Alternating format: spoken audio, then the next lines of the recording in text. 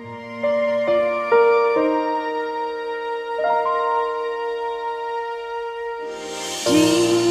Saint Joseph, build me a home made out of love and faith, not of stones, with rooms for Jesus and Mary to stay. For if I keep them near me, then I will never go astray.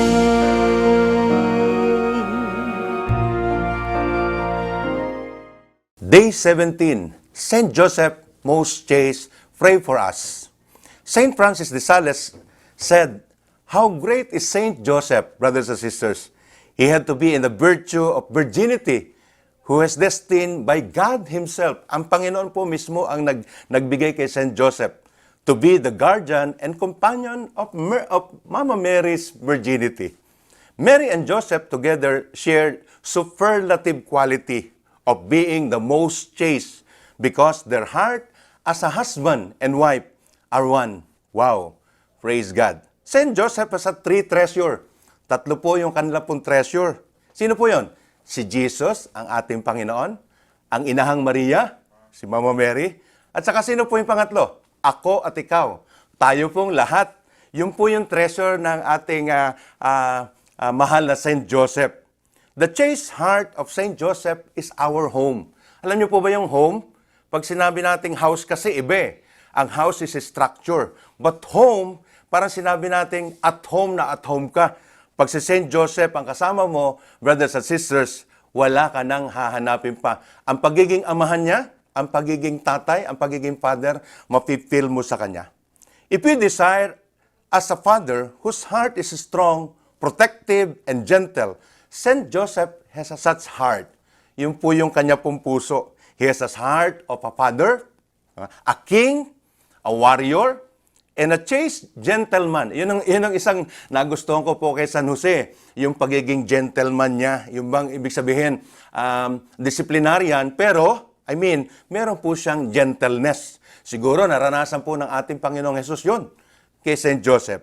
His chaste heart beats with love for us. Alam niyo po yung tumitibok yung puso ng ating mahal na San Jose na para sa ating lahat. Bakit po? Sobrang pinangga ang bawat isa po sa atin. Our world now is filled of immoral, lust-filled action. Alam niyo po, ang buhay po ngayon sa mundo ay grabe. Not only man, but also woman. Lust is predominant vice, at work in the heart of man and even a woman of today. It great offends God. Nakakaano po yun sa ating Panginoon.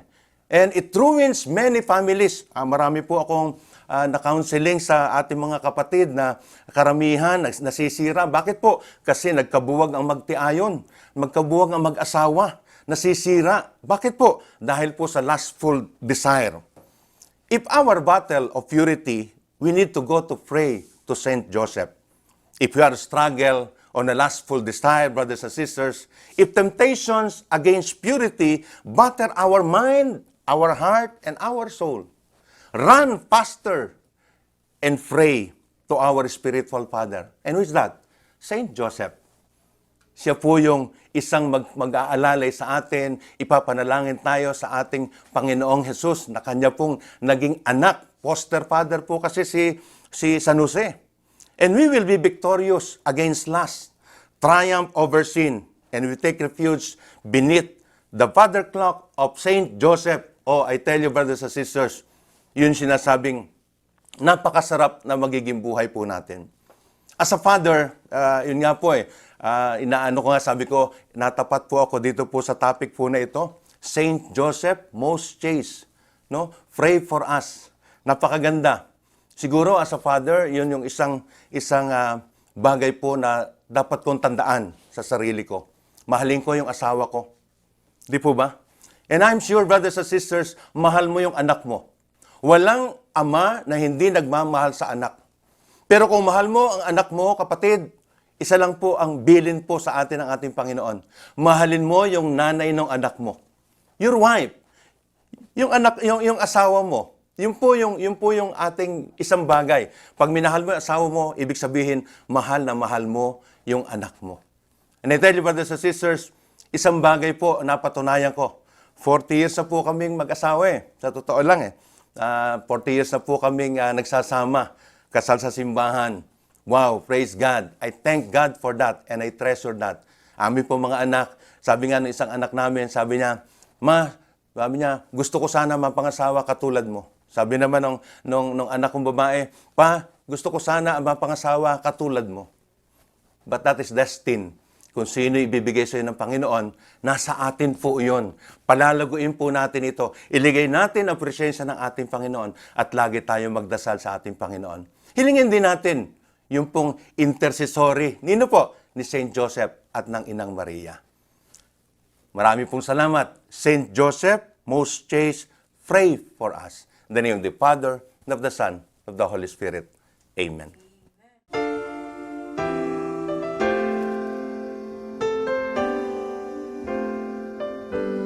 Litany of Saint Joseph. Lord, have mercy. Lord, have mercy. Christ, have mercy. Christ, have mercy. Lord, have mercy. Lord, have mercy. Christ, hear us. Christ, graciously hear us. God, the Father of heaven, Have mercy on us. God, the Son, Redeemer of the world, Have mercy on us. God, the Holy Spirit, Have mercy on us. Holy Trinity, one God, Have mercy on us. Holy Mary, Pray for us. Saint Joseph, Pray for us. noble offspring of David, Pray for us. light of patriarchs, Pray for us. spouse of the Mother of God, Pray for us. chaste guardian of the Virgin, Pray for us. foster father of the Son of God, Pray for us. zealous defender of Christ, Pray for us. head of the Holy Family, Pray for us. Joseph most just, Pray for us. Joseph most chaste, Pray for us. Joseph most prudent, Pray for us. Joseph most courageous, Pray for us. Joseph most obedient, Pray for us. Joseph most faithful, Pray for us. mirror of patience, Pray for us. lover of poverty, Pray for us. model of workmen, Pray for us. glory of domestic life, Pray for us. guardian of virgins, Pray for us. pillar of families, Pray for us. comfort of the afflicted, Pray for us. hope of the sick, Pray for us. patron of the dying, Pray for us. terror of demons, Pray for us. protector of the Holy Church, Pray for us. Lamb of God who takes away the sins of the world, Spare us, O Lord. Lamb of God who takes away the sins of the world, Graciously hear us, O Lord. Lamb of God who takes away the sins of the world. Have mercy on us, He has made him Lord of his household. and prince over all his possessions. Let us pray. O God, who in your loving providence chose blessed Joseph to be the spouse of your most holy mother, grant us the favor of having him for our intercessor in heaven, whom on earth we venerate as our protector. You who live and reign forever and ever. Amen.